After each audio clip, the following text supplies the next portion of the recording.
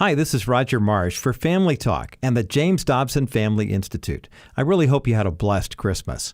I want to remind you that this is the last week of the year, and through a generous matching grant to our ministry, every dollar you donate right now will be doubled for greater impact. And for any gift you give, you will receive our Best Of broadcast CD collection. Learn more about our ministry and how to support us when you go to drjamesdobson.org or by calling 877-732-6825. Thank you for listening to this Family Talk broadcast. I'm excited you've joined us today as we bring you one of our best broadcasts from 2018. Throughout the month of December, we'll be highlighting our most listened to shows, along with some of Dr. Dobson's hand-picked favorites. So sit back, relax, and enjoy this popular program from this past year. Today on Family Talk. In the first letter the Apostle Paul wrote to the Thessalonians, he told them to give thanks in all circumstances. Now, despite that command, it is hard to uphold in the midst of pain and trial. We all know someone who has faced a traumatic event, such as being abused by a spouse or surviving a horrible accident, even dealing with a persistent disease. These horrible experiences never leave our minds, and the mere mention of them can be painful to remember. You're listening to Family Talk with your host, psychologist and best-selling author, Dr. James Dobson. This is Roger Marsh, sitting in for Dr. Dobson on this very special broadcast. Today we're going to talk about the deep emotional and mental scars that trauma causes. Our guest is Dr. Diane Langberg. She's a world-recognized psychologist for her work over the past 45 years, specializing in the area of counseling trauma victims. Before we start this broadcast, please know that the content discussed in today's program is for mature listeners, so parental discretion is advised. Here now is Family Talk's co-host, Dr. Tim Clinton, interviewing Dr. Diane Langberg at the American Association of Christian Counselors World Conference last fall, discussing the effects and realities of trauma on this edition of Dr. James Dobson's Family Talk. It's a pleasure to be here with a special guest, a dear friend of mine, and I think she is the world's leading expert, certainly in Christianity, on trauma. Diane, thanks for joining us on Family Talk. You're welcome. As we get started, Diane, the word trauma is pretty common today. Hasn't always been that way. But what's interesting, you, by the way, have been ministering for like 45 plus years in this area. Help us understand what it is and how it just relates back to me. Trauma and trauma ministry. How do you define it? The word trauma literally means wound, but it is obviously not a physical wound. It can be a physical wound. We end up in the emergency room when it's a physical wound. But in my world, it is a heart wound and a mind wound, a soul wound.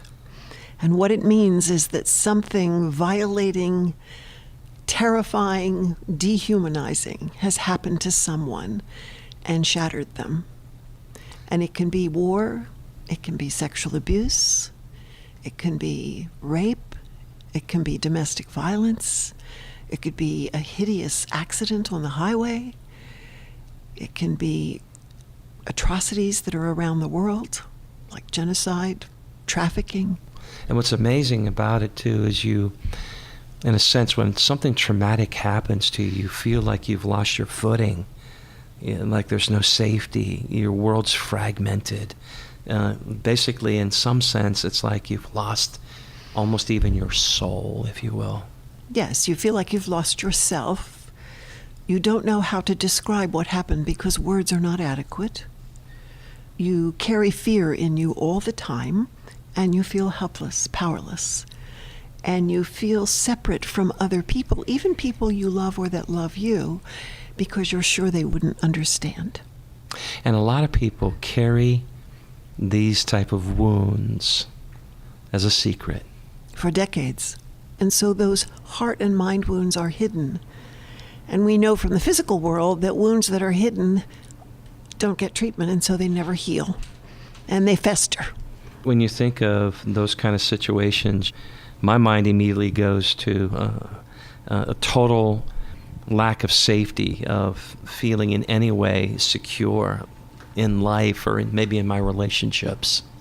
What happens to the heart? What happens to the mind when you lose your sense of safety? Well, one of the things is that people feel overwhelming anxiety. And we all know what the word anxiety means, and we all have the feeling of that sometimes in our lives. But I'm talking about a kind of anxiety that paralyzes people and just profoundly affects their lives. And it's not something, unless we've been traumatized, that most people understand. It makes it very difficult to think, because fear is the core of what a trauma does. And so people live from the base of fear all of their lives. They become very vigilant. They're scanning for safety. They don't know how to find it. It affects their sleep. It affects their ability to concentrate. It certainly affects their relationships, not only with other people, but also with God. And dare we not think for a moment that there probably are a number of people listening right now who may have experienced a traumatic situation, Diane, and they've never even talked about it. Maybe didn't have an opportunity to talk about it, but nevertheless, they still have this, and they may start getting in situations where they feel triggered by something starts swelling up inside them. Can you just take us back and take us into that life for a moment? Because I don't want us to leave anybody out there just kind of spinning and lost. As we go into the subject of trauma, we're going on a journey here for a while, and we're going together. What do you want to say to her, to him up front, who may have really experienced something horrific? It's done something to their soul. They know that. Well, the first thing I want to say is hearing us talk about it will bring all that up again. So they're going to feel two things while they listen to us. Relief that somebody understands and actually named it and honors it as real, and fear, because every time somebody's triggered about a trauma, that fear overwhelms them again. And it's something they want to hide, and it's something they want to heal. And so that puts them in a bind, which is very painful. Often we block those things. It's like we don't allow ourselves to travel there. But you are right. When we get triggered, it kind of like pulls us in there. And I've often heard people say this, Diane, that people who have lived through a traumatic situation, when it triggers, they don't remember the event. They kind of like re-experience it. What does that mean? It means their heart beats fast. They feel overwhelming fear. They don't feel safe. Nobody around them feels safe. Even if they're with people that they know who have proven themselves safe, they don't feel safe. They feel completely isolated, and they feel helpless. And so in those moments, then, as they go in that direction and they feel this sense of being overwhelmed, what's a natural reaction for them? Most of them will find a way to get away from other people in order to feel safe. If they can't do that, they will try to find a way to shut themselves down on the inside so that they can try to protect themselves from anything going on in front of them. What does that do to everything inside of them? I mean, somehow, if this is happening to me and I'm triggering again, it's got to find an expression. And you're right, it's like holding a beach ball underwater for a moment. But there's this overwhelming sense that it's going to come out somehow. Maybe sometimes it comes out through our body, doesn't it? Sure, it can do that. It can come out through just sort of being blank and not being able to talk to people in the moment because you're so focused on what's happening inside, you don't connect to the outside. And actually, that's very important because if somebody is feeling overwhelmed by trauma or by the memory of it, one of the things they need to do is connect concretely to something in front of them.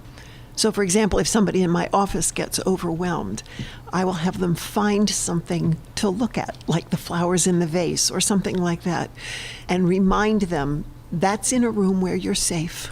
You're remembering something that was bad and scary and unsafe, but where you are now is safe. And people can learn to do that for themselves as well. Well, I tell you, it just speaks so much about having a significant person in your life, somebody you can talk to, someone who is safe. And if you're in a perpetual sort of sea of bad relationships and chaos around you, it's just like you're going to continue to flounder and be just lost in your sea of emotion. never really being able to calm yourself, really, right? Yes, yes. You're listening to Dr. James Dobson's Family Talk. I'm Dr. Tim Clinton, filling in for Dr. Dobson today. Our special guest is Dr. Diane Langberg, in my mind, world-renowned in the area of trauma. And she's had a ministry of pouring into the lives of people who have experienced horrific trauma in their life for some 45 years. She gets it. And we're talking about what trauma is and what it's like, what it does to the soul. And I think a lot of people, again, Diane, let's go there again. They're carrying those experiences around like buckets. And they're weighted very heavy on them, and they often just don't know what to do. And they're sitting in the pews of our churches, and they don't know who to tell. You know, it's interesting because of wars and things like that, that we're pretty welcoming and interested in and caring for soldiers who come off the battlefield. Yeah, we're okay talking about what they experienced over there and how horrific it must have been. Yes. And is for them. Yes. We get that. We'll talk about PTSD, post-traumatic stress disorder, like it's over there, but we don't want to see it over here. Yes, and so a woman, say you have a woman in your church who was sexually abused by, I don't know, a mother, a father, an uncle, a grandfather from the age of 3 to 18, and she's never talked to anybody about it, and she sits in the pew. And everything that she hears in church is filtered through that grid. Or you think of a woman who comes to church with her husband, and she always wears long sleeves and turtlenecks because underneath are bruises. And she sits in our pews. So 1 in 4 women are sexually abused before 18, 1 in 6 men, 1 in 5 women experience rape in the United States, 1 in 4 marriages have at least one episode of domestic violence.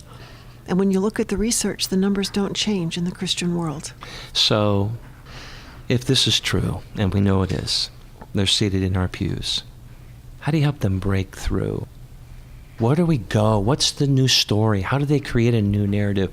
How do they find a sense of security again? How do they find their being? Where do they find their soul, if you will? It's like someone took it from me. And it's like, we've often heard people talk about shaken baby syndrome. Now, just, you can't even imagine that. But it's like our brains, when we experience trauma, we experience, I think, a lot of the same thing, right?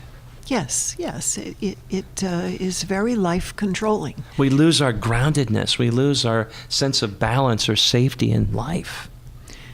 People need... It's hard being that person. And by the way, it's hard loving that person too, isn't it? Particularly if you don't understand, if you don't know why, if you've never heard the story, then you don't know how to interpret what you're seeing. So, I mean, that can happen in marriages and things like that, where somebody has a history of sexual abuse or rape or whatever, and it's never been told. And so then you see reactions and behaviors that cannot be interpreted correctly.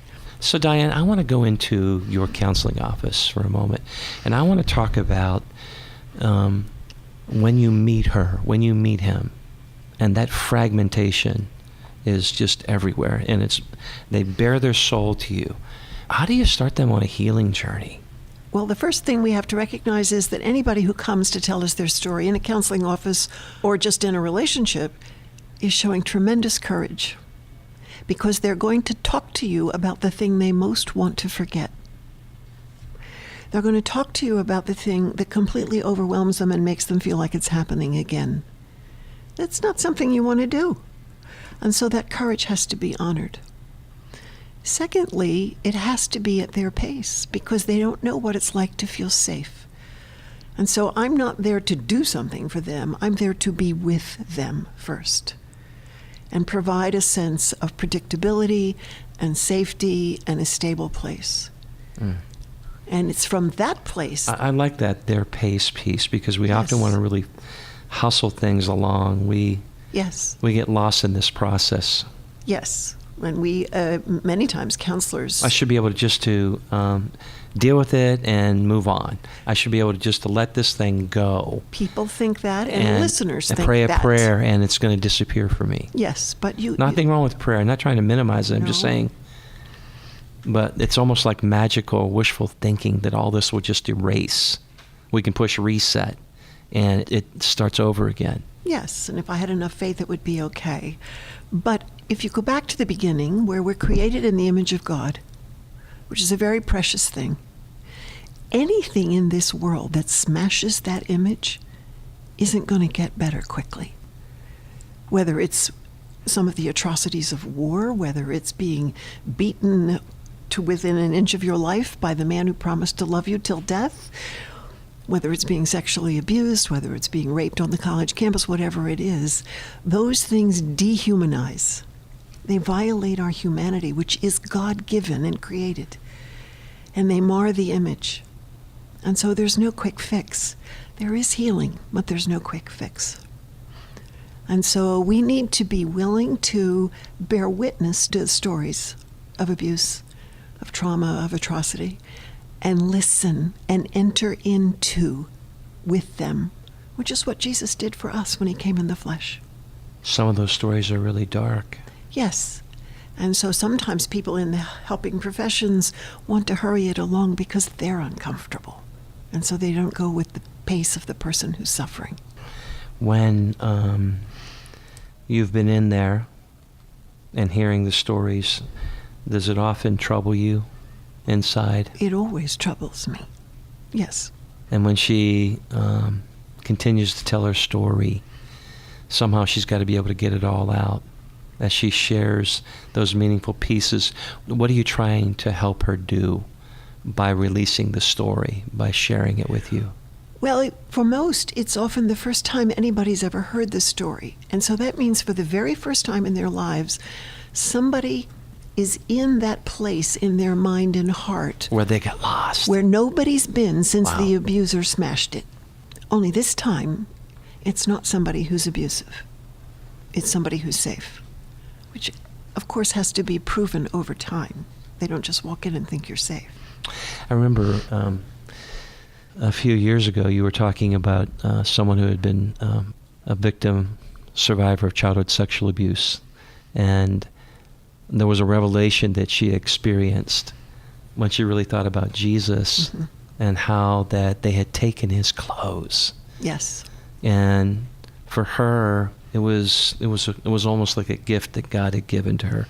Can you share a little bit about that story, what it did for her? Yes, it was a woman who grew up in a rural area and was frequently taken by boys and men to a barn and stripped and gang raped. And she loved God, but she didn't think he understood, and she couldn't put God together with her story. It didn't make any sense in her mind. So I sent her home one day to read just 2 verses in the Gospels, and I didn't tell her what they said. And I said, I want you to read them 3 times a day and come back and tell me what you heard from God. And when she came back to the office the next week, she hadn't even sat down on the couch. She was so full of what she had experienced. And she said, they took his clothes, Diane, they took his clothes. He knows. Wow. So there is a place in the process of healing where they come face to face with the incarnate God who knows. It's a slow trip. Wow. And we need to respect that. But that is where they end up. There's so much grief because Yes. there's overwhelming loss. Loss, Something's yes. been taken from me. Many things. Do you, Diane, believe that God weeps with us, in a sense, in our pain and our brokenness, that he understands the travail of the soul? I absolutely do. We know that Jesus wept over things, and I think that the church at large has lost touch with the laments in the scriptures. I mean, so many of the Psalms are laments where we say things like, where are you, God? Or the prophet Jeremiah says, well, you're just going to let us die? Words that when people who've been victimized say them in churches, the church says, you need to have more faith, you shouldn't talk like that. But you can literally read them in the scriptures.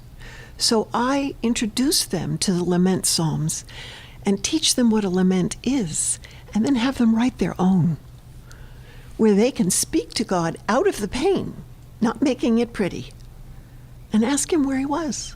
I was stalked in the darkness. I mean, those kinds of things are in the Psalms. And what they realize then is that they are speaking God's word and gives them the freedom to lament and grieve. They're not doing something wrong. And as they do that, somehow we've got to be careful that we don't get lost in a victim mentality. And we understand this, no one's to blame for what's happened to him or her. Yes, they were a victim. They are a victim, that's right. But there's a responsibility factor here that takes them to another place. Can you help us understand what that means to transition, to accept responsibility for my life going forward?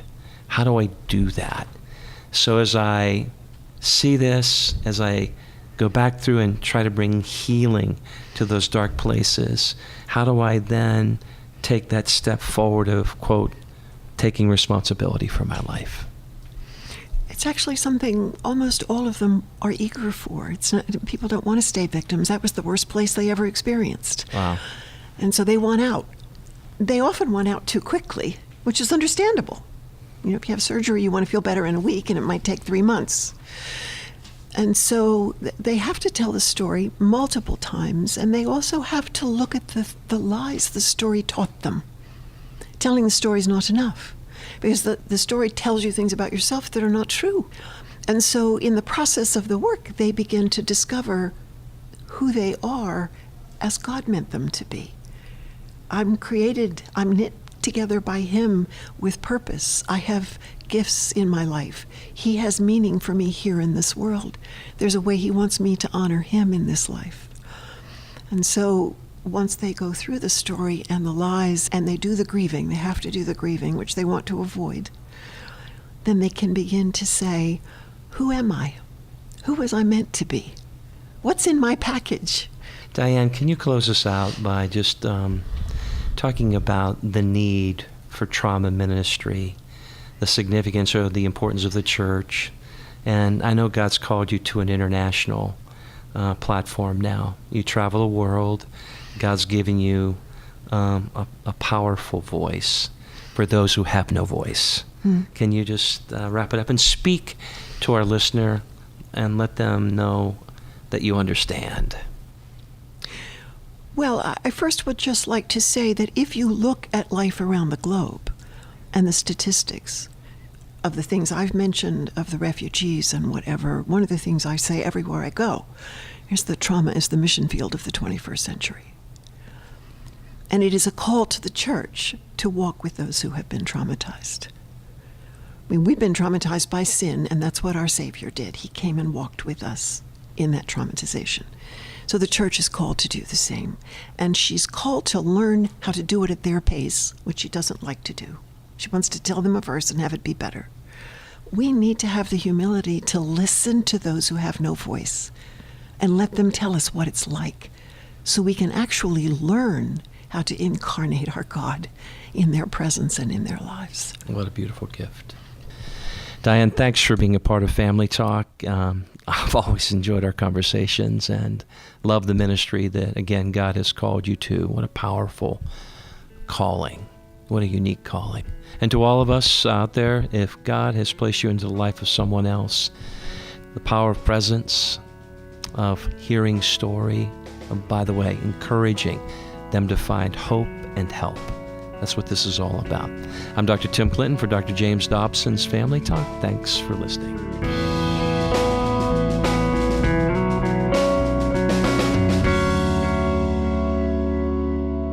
What a powerful program indeed, and I pray that you were moved by the conversation you just heard featuring Dr. Tim Clinton and Dr. Diane Langberg here on Dr. James Dobson's Family Talk. If you'd like to learn more about Dr. Diane Langberg and her practice, go to our broadcast page at drjamesdobson.org.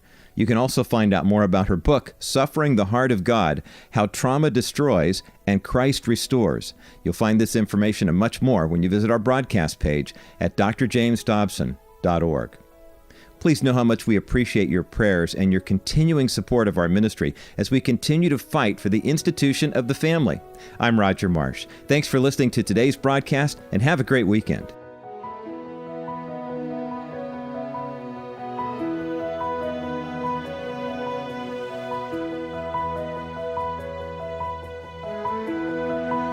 This has been a presentation of the Dr. James Dobson Family Institute.